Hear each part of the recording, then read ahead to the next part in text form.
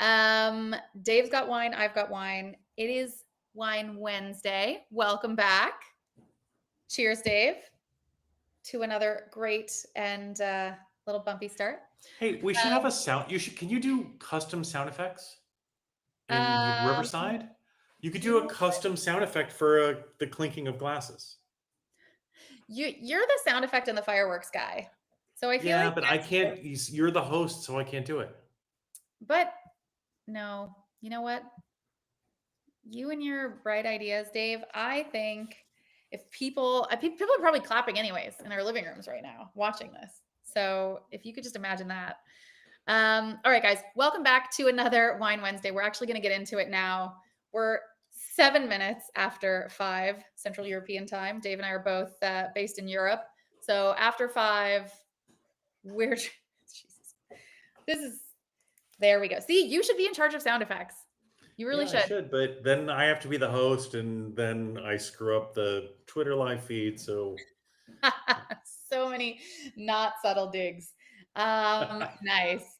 Okay. I am your host, Jana Kryline, co-founder of dVIN Labs.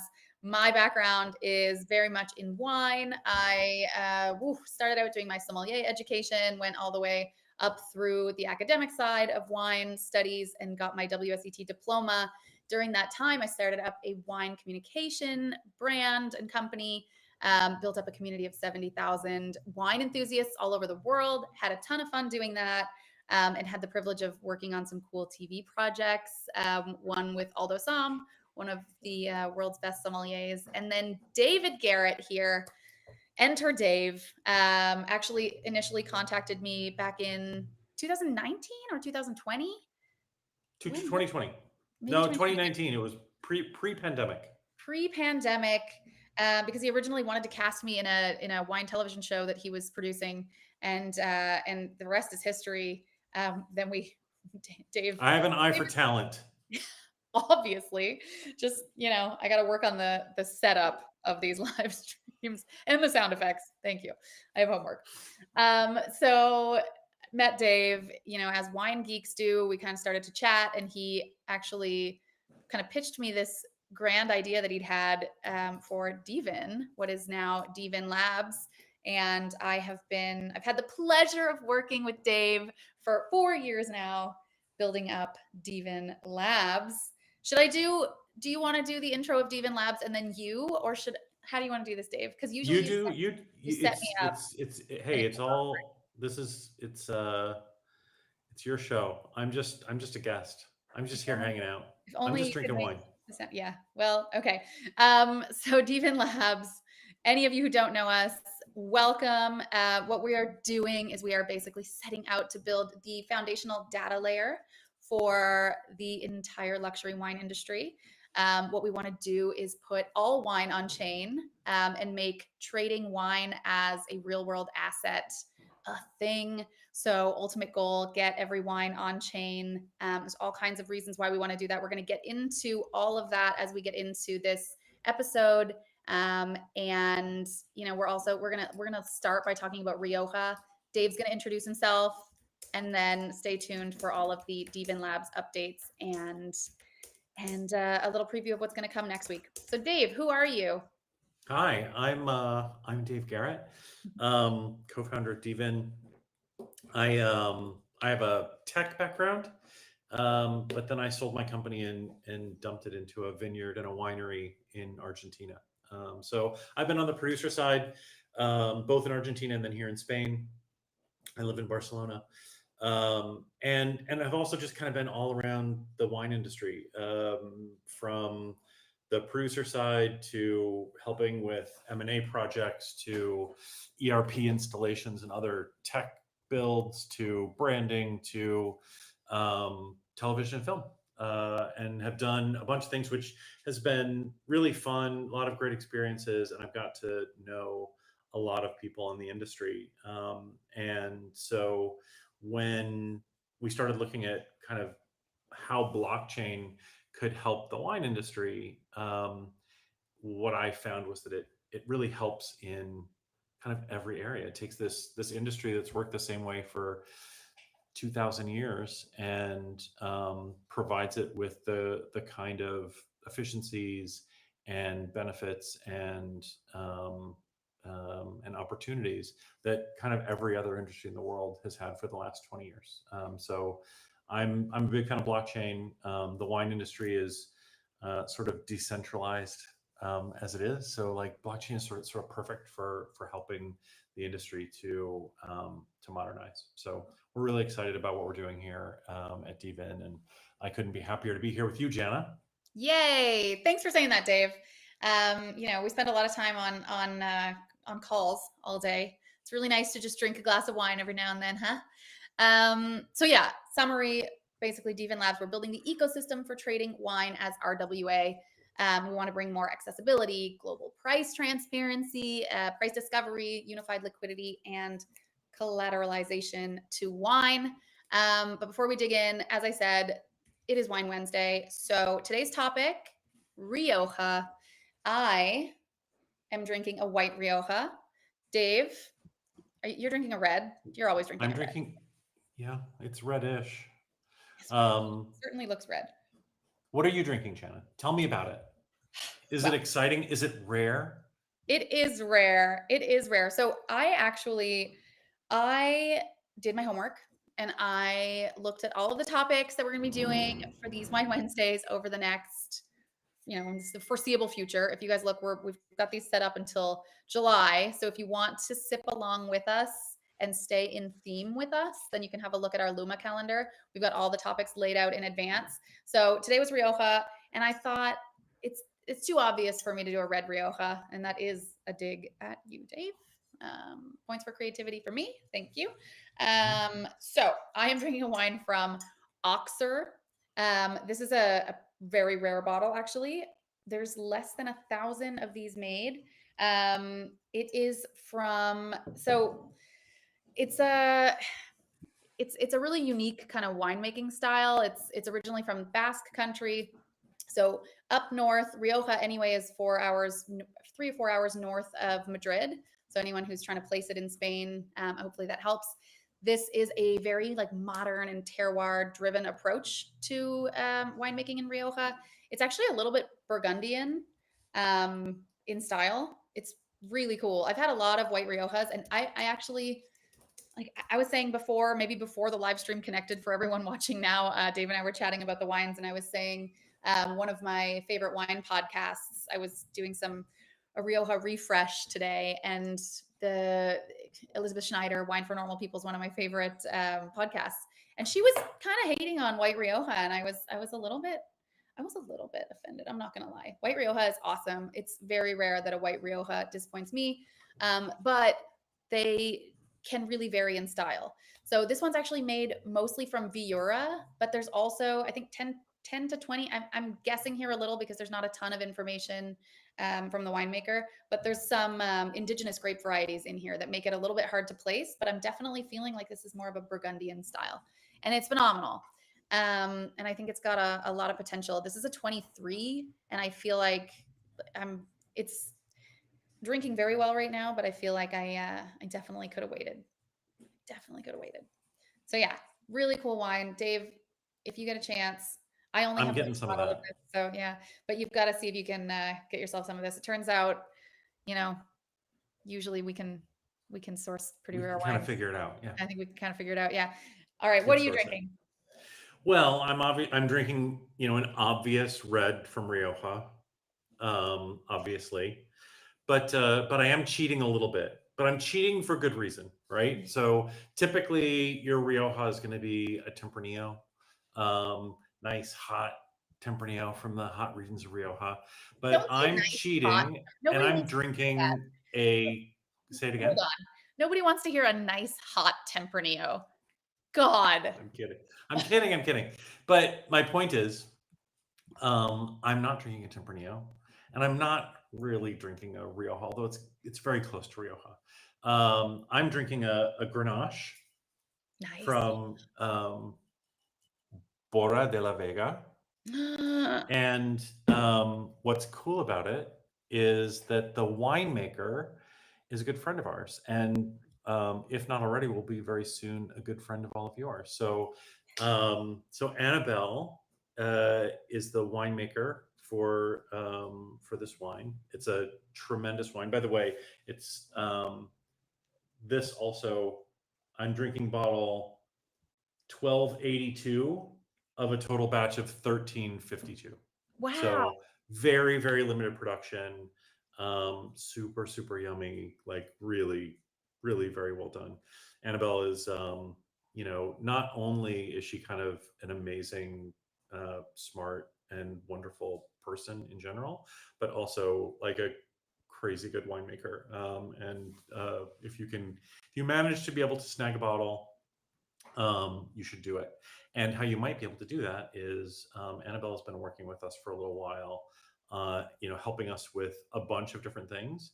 And you're going to soon start seeing her in, unless you already are, maybe in our WhatsApp groups, in Telegram, and in Discord, I think maybe Yeah. sometimes. Mhm. So she's kind of helping out with community, talking to people, sharing her kind of limitless wine knowledge. You should ask her about making alternative, fun, great varietals in the Rioja region. But Yeah. she's wonderful. If you see her, Annabelle Bora, you'll Shout out. please give her a shout out. Be nice to her. Tell her that you appreciate her, and if you're very, very nice, maybe she'll let you buy some of her wine. Yeah. I can't imagine it wouldn't be easy not to be nice to Annabelle. And if you're not nice to Annabelle, we're not going to be Yeah, nice to you. So then get we're out gonna of here. kick you out. So Get yeah. out of here. Yeah, so actually that's an exciting little tidbit there in our community chats and on social, but mostly any of our members watching this, our Club dVIN members, you guys will definitely see, because that's a much compacter chat, I would say. We've had a big influx of new community members over the last couple of weeks, thanks to Solana Super Team. Had a lot of action in there, but in our members chat, definitely you'll see Annabelle. We've brought on a couple more Psalms to our Psalm swarm, so we are filling out kind of the more wine side. I know a lot of people have noticed that we've gone really tech over the last year with the launch of our native token and everything like that. We are a wine project, obviously, first and foremost. So we want to make sure that there's lots of interesting conversation and community members involved in everything that we're doing. So feel free, if you're in any of our community chats and you just have a question about wine and you want to talk to a real human instead of our AI Bacchus, which, both have their perks, then definitely shout out to Annabelle or Kylie or John or me or Dave. But yeah, we've got a lot of really cool and smart wine people in the community that are really eager to talk to you guys. So yeah, shout out Annabelle. I want to taste that wine. I've got to buy some of that wine, and we've just got to come and visit. It's the good Okay, stuff. Let me tell you. No yeah, fooling around. Really no good. fooling around. So do we want to do a quick little what's up with Rioja thing? There are only two. I mean, I know, Dave, what's your favorite Why region? don't you tell us everything you know about Rioja? And God, no. I studied wine for like 10 years. It's going to take a while. No. okay, what are the top three most important things? Well, I think one of the most important things is that it's got a DOCA status. Mhm. What's the other region in Spain, Dave, that has DOCA status? The Priorat. Yeah, Dave knows lots about the Priorat because he's got a project there. Okay. That's also right So, around the corner. It's in my backyard. yeah. What's your favorite region in Spain? If you had to Priorat. pick. Priorat, yeah. Priorat. Hands Mine too. down. Mine Every too. day. Yeah. Mine too. And what do you think about oak? So a lot of people think of Rioja and they think American oak. And like, is that still true? Do you think you drink more Rioja than me? Is that still true, or is it more refined? And are we going? You still kind of get those, vanilla notes of American oak in a lot of Rioja projects. I mean, I drink some sort of I would say my um, fairly often I'm drinking a mid-priced Rioja, but um, I tend to only look for and kind of only open bottles that are, you know, 2012 to 2015. Like pretty rare that I'll open something. I mean, this is a 2023 and I'm opening it because it's Annabelle, but I probably shouldn't drink this for another 10 years. Yeah, we're both drinking 23. I'll show this one again. Yeah. Oh, no, actually, this is a 2022. I have the 2023, but I'm drinking the 2022. Yeah. But so I'm drinking kind of wines that were made 10 to 15 years ago. So there's going to be a lot more American oak in those. I think Right. more recently, you're starting to see French oak, you're starting to see Slovenian oak, you're Yeah. starting to actually sometimes like a lot more unoaked Riojas are starting to come out and like really super high quality. Used to be that unoaked Riojas were kind of cheap table wine, but now they're making really nice refined unoaked Riojas, which is a little bit lower. Like you're going to see slightly lower alcohol levels, like more just uh, um, a little bit less complex maybe, but a little bit more, a little easier to drink, Like and elegant, more yeah, a little bit elegant. more elegant. Yeah. Yeah. Okay. I kind of feel like it's interesting because if you think about 'cause last week's topic was New World Pinot, but it just reminds me like a lot of people used to say about Napa, like those are like blockbuster wines. And like I've had so many people come up to me and be like, "Oh, I don't drink Chardonnay. I don't like Chardonnay." And I'm like, "What? How could you not like Chardonnay? Like Chardonnay is the most versatile grape in the world and like maybe some of the highest potential in the world for wines." And like think about all the styles that it makes, including like champagne. But a lot of people always kind of think of Napa has kind of that same, it kind of has that same reputation that Rioja had for a while, where it's like, it's so oaky that it's just like blockbuster. And I agree. I think we're going into more of like a refined, elegant direction. And I think it's really interesting. So lots of great wines in Rioja. You've got, Dave was saying earlier, the big hot Tempranillo, I think he said. Tempranillo is the main grape. And if you're one of my kind of favorite comparisons in Spain is like if you want to taste Tempranillo in its like purest form, then taste something from Ribera del Duero. And if you want to have like the more oaked Tempranillo, then go to Rioja. But I think both regions in Spain are making fantastic Tempranillo wines. In Rioja, though, there are a few more grapes in the mix. So you have Garnacha. Dave's drinking a Grenache right now. Graziano, Mazzuelo, which you might know as Carignan, which unless it's like old vine, tends to be it can be pretty harsh. I think I've heard it called like the ghetto grape. So it's usually lower amounts of Mazzuelo.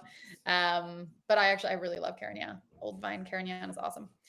But yeah, and then there's obviously there's some indigenous grapes that are pretty interesting, and then the whites can be phenomenal. So any questions that you have about Rioja, you can ask us, or you can go in and chat with Bacchus. Anyone who doesn't know, we released a really freaking cool AI. You can chat with Bacchus, your pocket sommelier, on Telegram, or you can engage with him on X, where he's like the Bloomberg of wine and is constantly, looking for market insights in real time. And he's basically got his finger on the pulse of every wine trade and major thing that's happening in wine news in the world, like checking in real time and posting on X. If you want to ask him a question on X, you've just got to tag him. It's Bacchus_dVIN. You'll see it all over our X account. But if you want to have a one-on-one conversation with him, really quick back and forth with memory, where he actually remembers you and learns your taste and will prompt you in the future to see what you thought of wines that he recommends and so on, then check out Wine Guy Bot on Telegram. You'll see all of this linked everywhere on our socials. So make sure that you check that out. It's definitely the coolest wine AI tool out there. I have no problem saying that. I'm very confident. And if you prefer to speak to a human, like get on the Telegram or in the WhatsApp channel and ask Annabelle. Yeah. She's like our real life human Rioja expert. She Yeah. lives there, she works there, and she would love to talk to you. And I know that like if you can ask her some pretty complex questions, and she would totally love that. So get in the WhatsApp, get in the Telegram, tag Annabelle, and ask her about Rio. Exactly. Okay. So Dave, I feel like, we have some cool stuff going on right now. I think it's time to dig into the updates. What's going on with liquid mercury? Things are great. So everybody probably saw last week, and maybe this was the before Wine Wednesday last week. I can't remember if we talked about it last week, but there was a press release that went out and a bunch of articles about our partnership with Liquid Mercury. So Liquid Mercury is a company out of Chicago. They've been around for a long time. They were building trading software, trading platforms for the Chicago Board of Trade, 30 years ago. And more recently, the company has started working on digital assets. So they've built trading platform software for Binance, for Kraken, a bunch of other trading systems, crypto trading platforms. And we did a deal with them a few weeks ago. I think we just announced it last week, where they are building trading platforms for wine, for investment grade wine, that we're putting on chain. So as we start adding more and more wine on chain, people will be able to trade those tokens, trade the wine, using a Liquid Mercury built platform that kind of looks like Robinhood. We've been playing around with some of the mock-ups in the last couple of weeks, and it's very cool. And it's really makes trading wine as easy as trading stocks on Robinhood, and Yeah. that's kind of, step by step getting to the goal of realizing the benefits of tokenizing wine all over the world. So Because we're really excited about that. yeah, because right now if you wanted to go out and buy a a rare investment grade wine, it's very difficult. First of all, you need to have the access. You need to know people like Dave or me, mostly Dave. um, and like it's not, you can't just go onto your phone and buy it in seconds or minutes. It's like it's a whole thing. If again, if you have access. So this is going to change everything in terms of not only Well, access, first you need access, but then liquidity. also the thing about investment grade wine is it's kind of forever been the playground of the billionaires, right? Like Mhm. you need to have access, but also it's, when you're trading investment grade wine, the the spread between the bid and the ask is about 8 to 10%, which is kind of a lot. And then typically the fees involved when you're trading investment grade wine, the fees that your merchant will charge you are also around 10%, sometimes more, sometimes 15%. And the problem and the reason for that is, typically they've got to pick up the wine and move it from one location to the other, even if you're keeping it in storage. It's got to go from the storage of the seller to the storage of the buyer. Sometimes those trades don't settle for a week or two. So, and you're paying, totaling your total payment is probably 15%, 20% is what you're paying every time you trade. What we're doing is stripping all that out, right? With dVIN protocol, all of the wines that'll be available to trade will be in a bonded warehouse. You can check that using on-chain chain of custody, and so the bottles will never move. So they'll settle instantly, and because you're trading on chain, the bottles will settle instantly. You'll buy, and it'll be in your wallet the next minute. And we're taking the fees from 15 to 20% down to 1%. And that means that there's just a much greater likelihood that you can earn a return, get a yield out of your wine investments. And so it's an experiment. We're going to see how it works. But we think that instant settlement and lowering those yields or lowering those fees will increase the velocity. So lots more people will trade. Obviously, that's great for dVIN because we earn like a tiny little fraction of a fee every time every time the bottles are traded.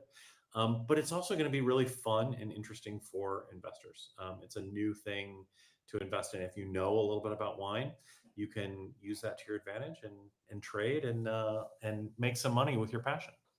Yeah. What about lending and collateralization? Well, that's very exciting too. So I can talk. I'll talk a little bit about that. We're putting a white paper out about that in the next little bit.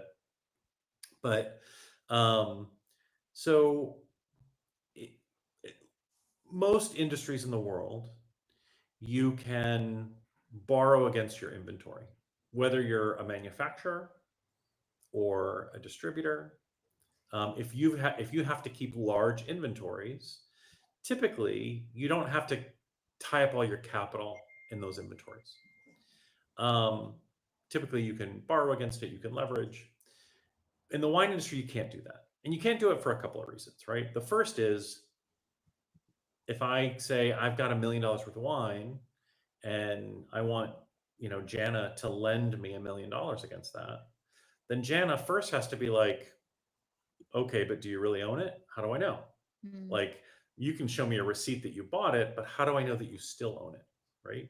So, because there's no deed of ownership, she doesn't know that I own it. So, like, she's got to come to my house or come to my warehouse and count the bottles and make sure that they're all correct and that they're not counterfeit. So, like, it just doesn't make sense. You can't do it. And even if she could do that, then what happens if I default on my loan?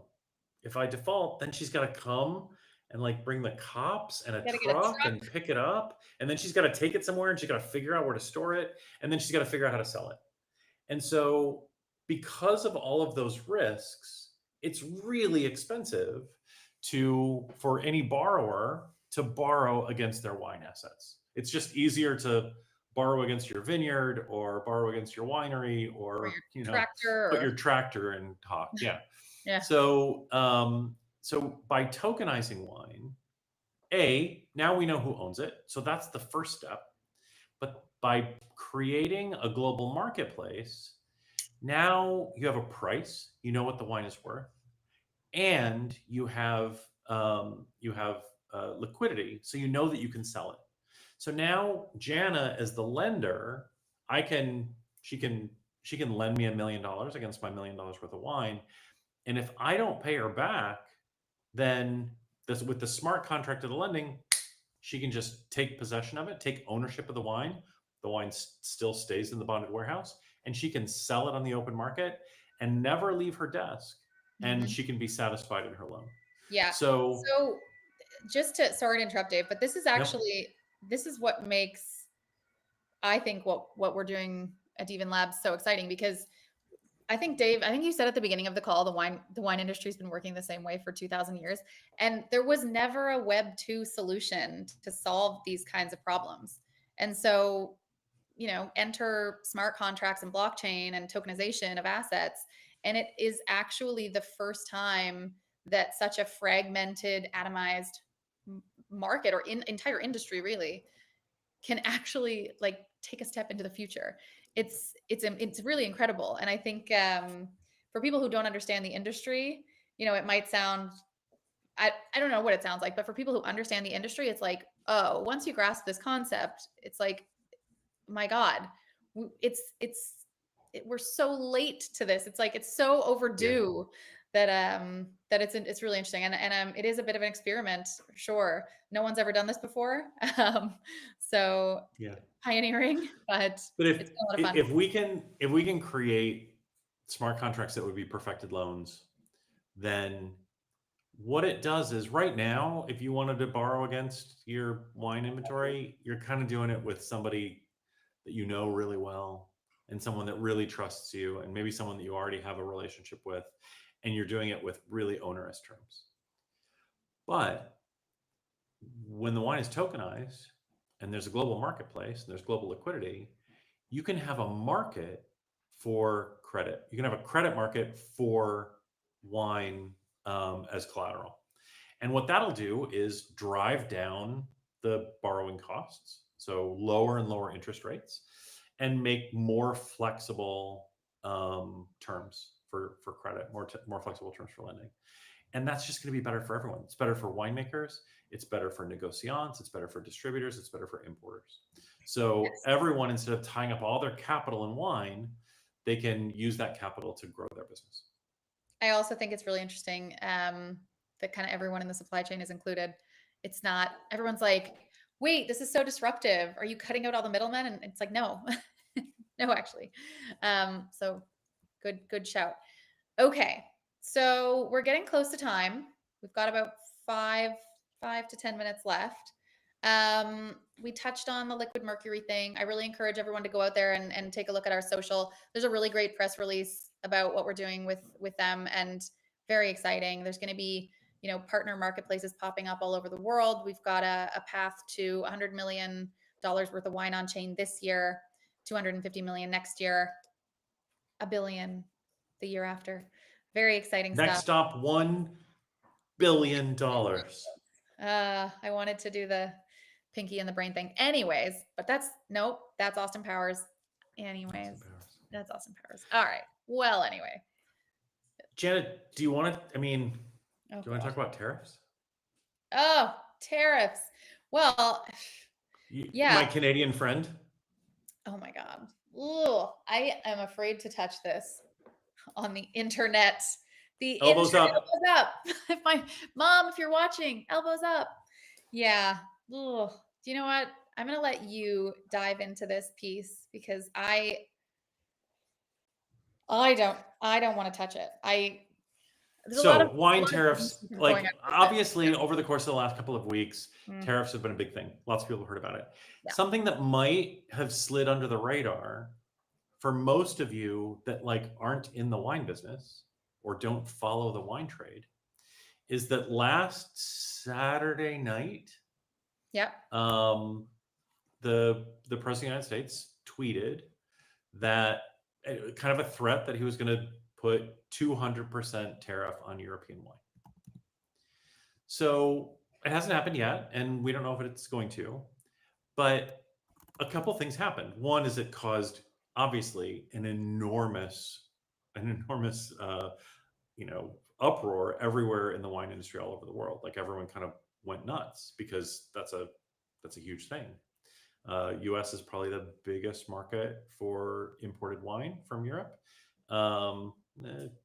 Closely tied with China, but really, really big market, and a 200% tariff would be terrible. So we started thinking, okay, that's interesting. What are the effects of something like that? So think about this. We think that if the tariffs go into effect for, let's say, 3 months, it'll probably put about 1 million companies out of business. And so here's why that is, right? Because most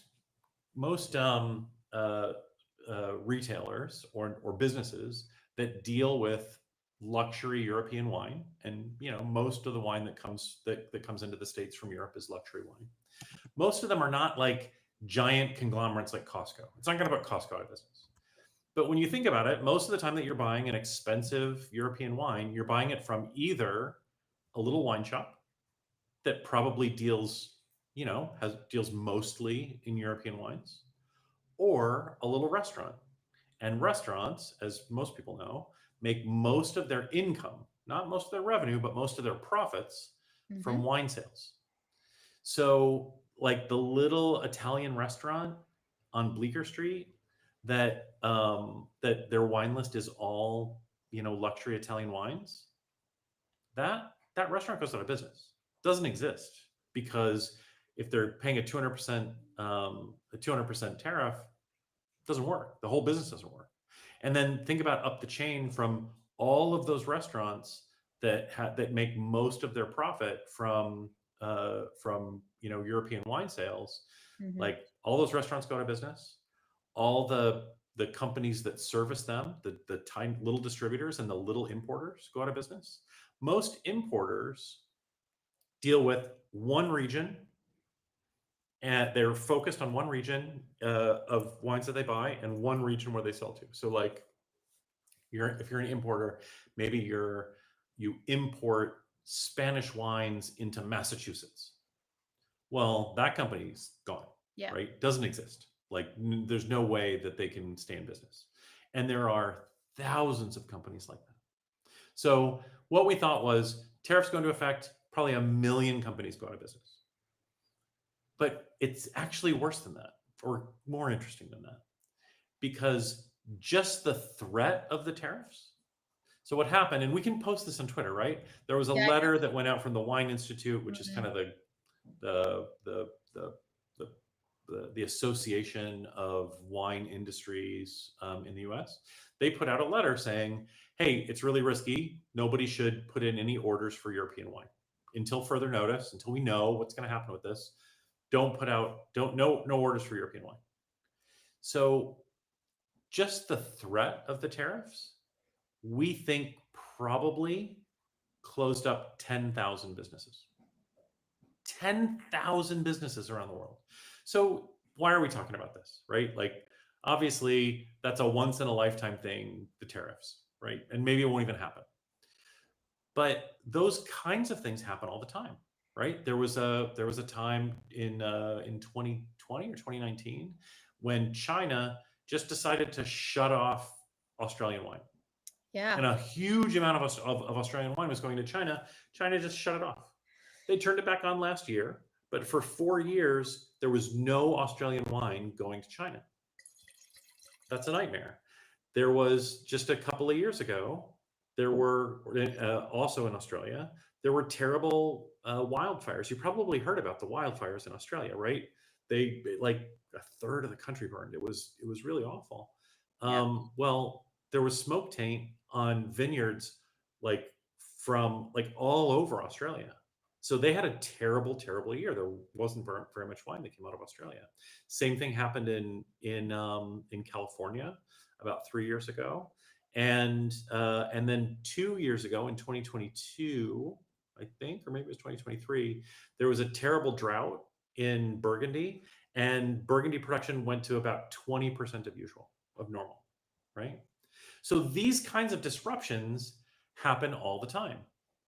Well, in other industries, when there are disruptions, there are tools that you have in order to de-risk your business, right? So we talk a lot last time, and I know that I'm way over time, but we talk a lot about orange juice. Orange juice is just such a good example because everybody's seen Trading Places. And so you know about frozen concentrated orange juice futures. Well, back when I was a stockbroker and commodities trader, early in my career, whenever there was a frost in Florida, an early frost in Florida, the price of orange juice went, it skyrocketed, it went through the roof. But because anyone who was really in that business had hedged themselves, right? They had bought call futures, or they had bought futures, or they'd bought call options. So if that happens, they've de-risked their business. And so even if something crazy happens in the market, they can still make money and they can save and salvage their business. Well, that doesn't exist in the wine business. There is no financial instrument that you can use to de-risk your business yet. What we're building, while it's going to be fun for all of you, degenerate Frito eating couch dwellers, is that what Raul calls you? That is what Raoul. It'll be super I fun call for them you to be like degenerate trading gamblers. wine. Say it again. I said I just call them degenerate gamblers. Oh, degenerate gamblers. It'll I be love you fun guys. for you to trade wine, but for businesses, like having the ability to de-risk their business is going to be just a lifesaver. So Yeah. that's anyways, that's my pitch. Okay. We can talk way more about that later, but that's my my fun elbows up tariff tirade for today. Tariff tirade. That's going to be the title of this. Actually, I think we're going to have to cut that and just, yeah, beautiful. I'm sure, I know my mom is watching. She always watches these. She's probably like cheering right now. So, and she's probably wearing a shirt that says elbows up. So no doubt. Shout out to mom. Okay. Okay, great. So we are over time. I think this was a good one. I drank quite a bit of that Irrawan. I don't know if I say it right. My Canadian pronunciation is coming through strong. Okay, so next week we have a new topic, and it is one that I am very excited about because I am based in Germany, and next week's topic is Riesling. Dave, sounds to me like you have got to do some sourcing because you are not I've allowed to got some open. No, no, Riesling. no, no. You are not allowed to open the Egon Muller. That is sacrilege. It's much too young. I, I don't have the Egon Muller in my house. Van Eck has it, or Well, no, I mean Van Eyck has some of it, but I've yeah, got most of it's in Bordeaux City Bond. Yeah. yeah, No, I don't have any Egon Muller in the house. I only have that scent when I really want to impress somebody. yeah. Um, so I've got to go find a German Never open Riesling. that when I'm around. What is that? Well, Whoa. yeah, only important people. No, I have Riesling. I'll have to dig deep, but I'm sure that I'm sure I've got a half dozen bottles of Riesling. I'll be able to find something fun. All right. Well, good. It's not a competition, but it is. We decided that last week. It So is. I It think you always won is. today again, actually, 2 in a row because Annabelle's wine. I mean, that's an easy win. It's so good. It's so good. I love Grenache. Grenache. So good. Okay. So guys, next week, tune in, same time, same place. We're gonna work on our bumpy starts. I thought we were better today. We got 2 minutes earlier than we did last week. So next week, Riesling. Hope to see you there. And anyone who is not already chatting with Bacchus, remember you can reach Bacchus one-on-one on Telegram at WineBot. It's Wine Guy Bot on Telegram, or on X, Bacchus_dVIN. Bacchus, for those of you who are maybe having trouble with the spelling, is BACCHUS_DVIN. So yeah, be sure to check that out and subscribe to our Luma calendar to see all of the upcoming events that we're doing. Very, very soon, I would say early next week, we're also going to be releasing an interesting recording about Bhutan. There is a very exciting auction coming up that we're going to be spilling the beans on that. Really, really exciting stuff. Anyone who's been following us for a while knows our association with the Bhutan Wine Company, and the wonderful Michael Juergens and Anne Cross. So we're going to be doing a really cool recording with them actually later today, and we'll be posting that next week. So stay tuned for that, and we'll see you next week. Thanks, everybody. Thanks, Dave. Bye bye. Bye. Salute. Cheers.